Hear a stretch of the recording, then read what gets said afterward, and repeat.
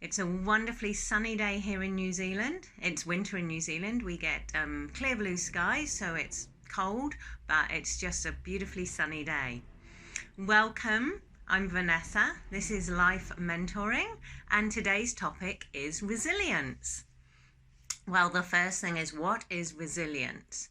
Resilience is your flexibility and your adaptability.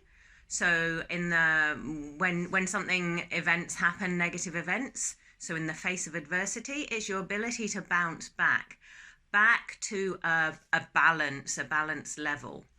There's different types of resilience. There's your psychological resilience, which is your mental and emotional resilience.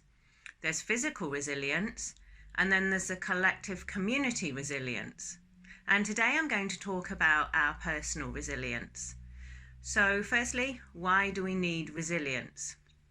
Well, resilience is your preparation for these adverse events, and it's for your protection.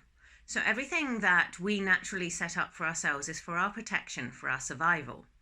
So the more resilience you've got, like the more ability to bounce back after these events or to cope with these events, the better your chances of survival. So what happens if we don't have resilience? If our resilience is low, it means we don't revert back well. And what that means is that you're not back to a balanced level before the next event, experience, or emotional overwhelm happens. And then you get compounding emotions and feelings. So you don't get back to base level, and it just gets worse and worse with every event. And then because stress makes us less able to cope, obviously the more stress, the worse it gets. And the problem with that is then you have long-term effects. So as you know, people get ill. So if you could build up your resilience, you will bounce back after each event and get back to an equilibrium, ready for the next thing. So that's the ideal. So the question is, how do we get resilience? It's not something we're born with. It's something we learn. So if you think of it like a muscle, if you use a muscle more, you build it up. So that's what we can do with resilience. In an ideal world, your resilience would have started as a young child. You will grow up and get better at it as more events, as you're faced with bigger things in the world. However, if you have found yourself here today with not a lot of resilience, here's some help for you. Your first step is awareness. The fact that you're here today watching the video means that you are perhaps now aware of it. The next step with the awareness is to be aware of which are your low areas of resilience. What are the areas you would like to build up? So have a look at things that kind of knock you and make you feel not so sure about yourself and make you wobble a lot more. And look at the details of those. So find the events so that you can find your low areas of resilience, the type of situations, and look at the details of those situations. And then the second step is to make the decision that you want to improve your resilience and that you're going to take it into your control. When things are in our control, then we are in a better place to deal with them. So once you've decided that, you need to list, it's a good idea to write it down, but certainly be aware of when these events or situations happen. What happened before it and what state were you in and how were you feeling? What happened during the event? How did it unfold and how were you feeling? And how did it feel afterwards and what happened afterwards? So as much detail as you can around the events, the ones that you're wanting to improve.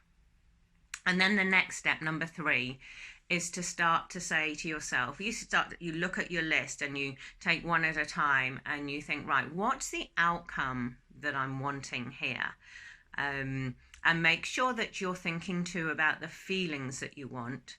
And you can ask yourself questions. How do I want to feel? What did I want to happen? What did I want to achieve? How can I achieve that? And all the time referring back to how would I like to feel during that? All right, and then when you've done that, number 4, You can firstly use this to look at previous events that have happened and use it to review them and think about how it could have played out differently and how you could have looked at it differently. And then you can start to use this for new things that happen. So when something comes up, you're being more aware of it and aware of your feelings. And so you're then practicing the new ways you would like to be and the new behaviors and the new reactions.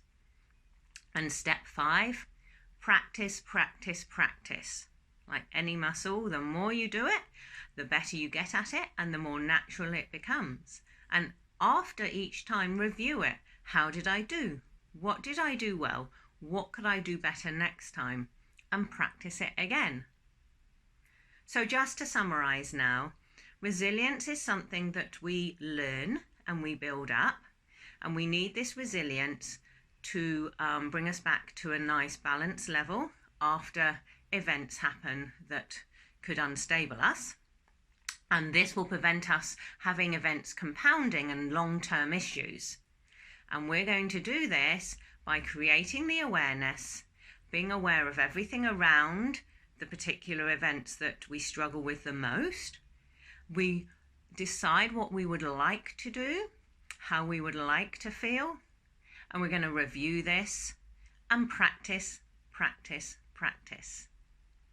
So have a good week, and I will see you back next week. And if you have any questions, you can put them here. You can email us lifementoringnz.com at gmail.com.